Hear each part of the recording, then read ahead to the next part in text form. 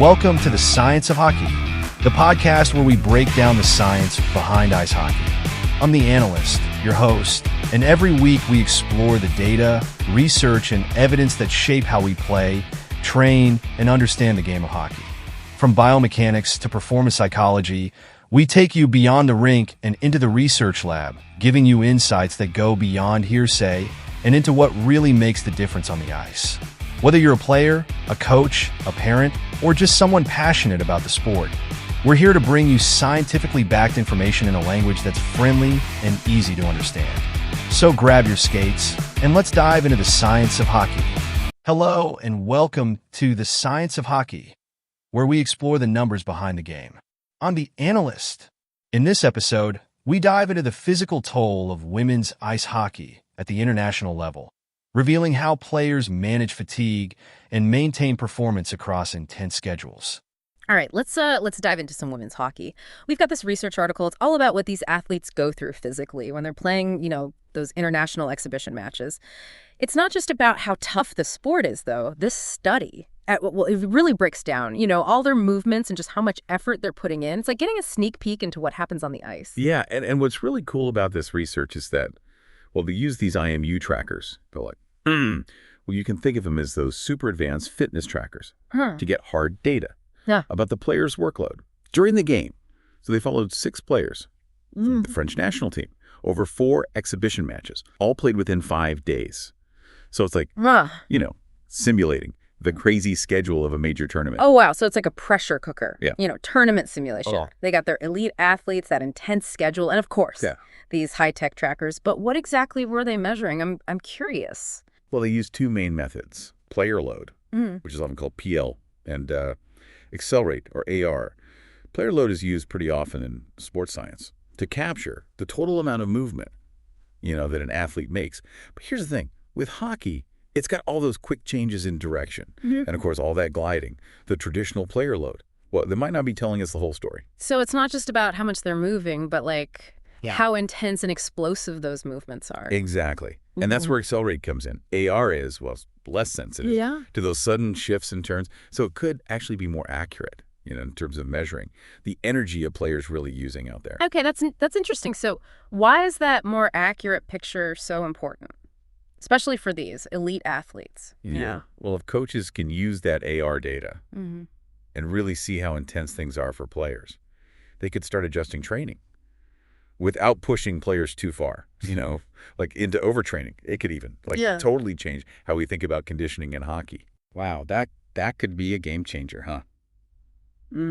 So let's talk about, some of the findings here. What surprised you the most about how those players' workloads changed during the games? Well, one thing that really stood out to me was that the intensity, both in terms of relative and peak effort, it actually went down from the first to the third period. Really? You'd think they'd be going all out.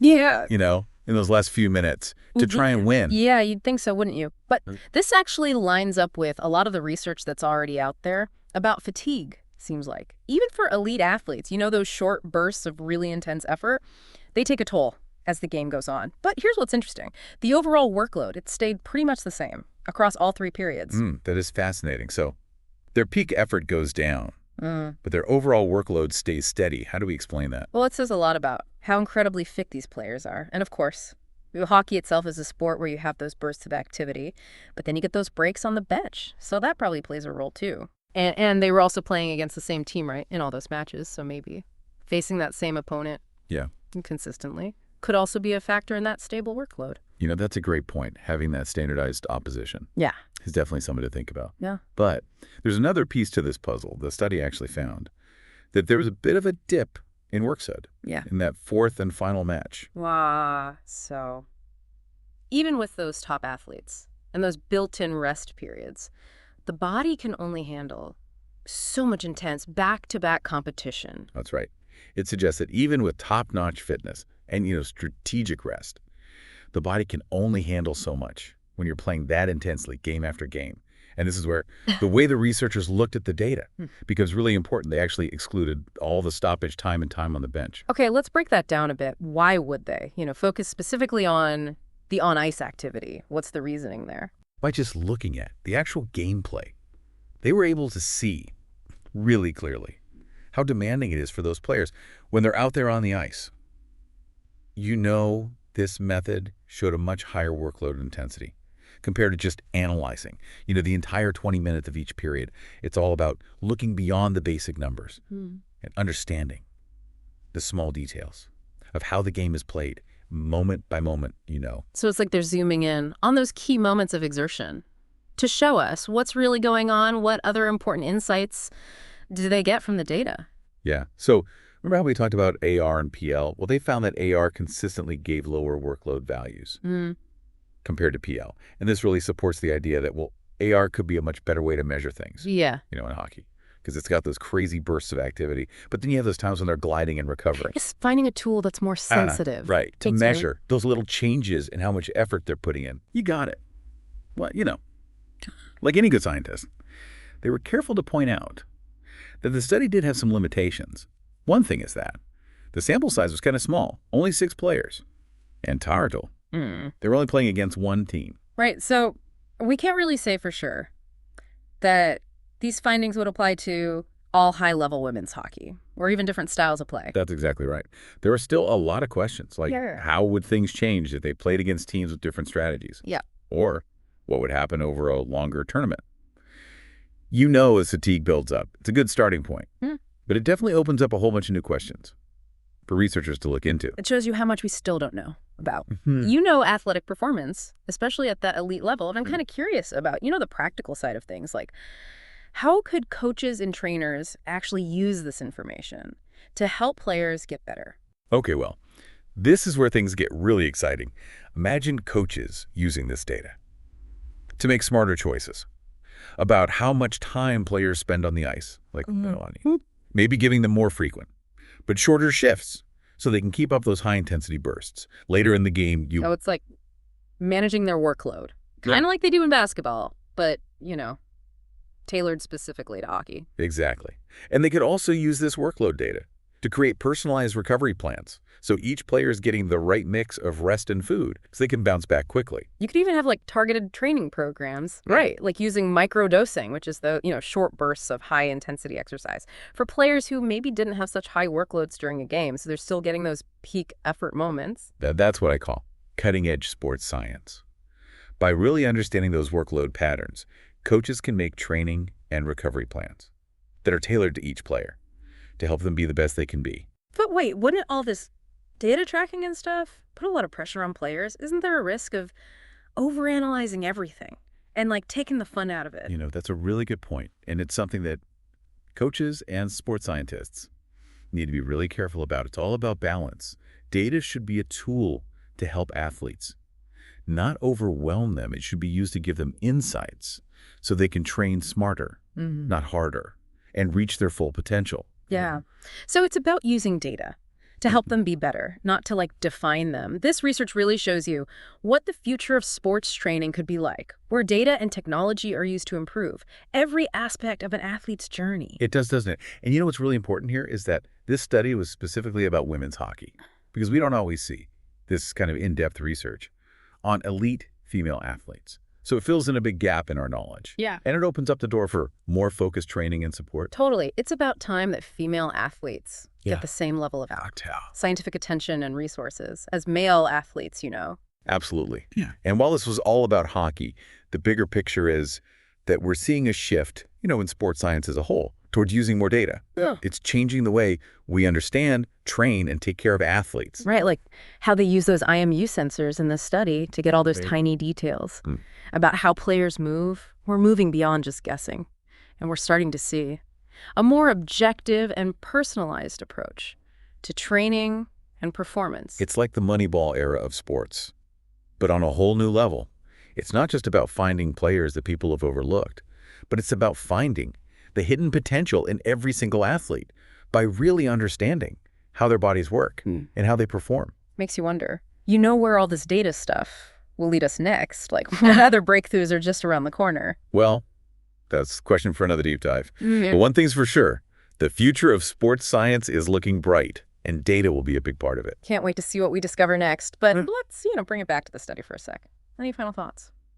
or reflections, I think the thing that really struck me about this research is that it reminds us that we're still just starting to understand how complex the female athlete's experience is. Yeah, and that's why this type of research is so important. It raises all these questions about the best ways to support women in sports and help them perform at their best, from how they train to what they eat to how they recover. It's like opening a door to a whole new world of possibilities. It really is. And as we keep exploring those possibilities, we'll not only be helping female athletes, but we'll also be learning more about human performance in general. Because what we learn from studying any group of athletes can potentially help everyone. Exactly. It's all about breaking down those old barriers and recognizing that we can all learn from each other. Yeah. And from the progress that's being made. And speaking of breaking down barriers, this study really reminded me how important it is to understand that everyone's different, even at the elite level. There's no one-size-fits-all approach.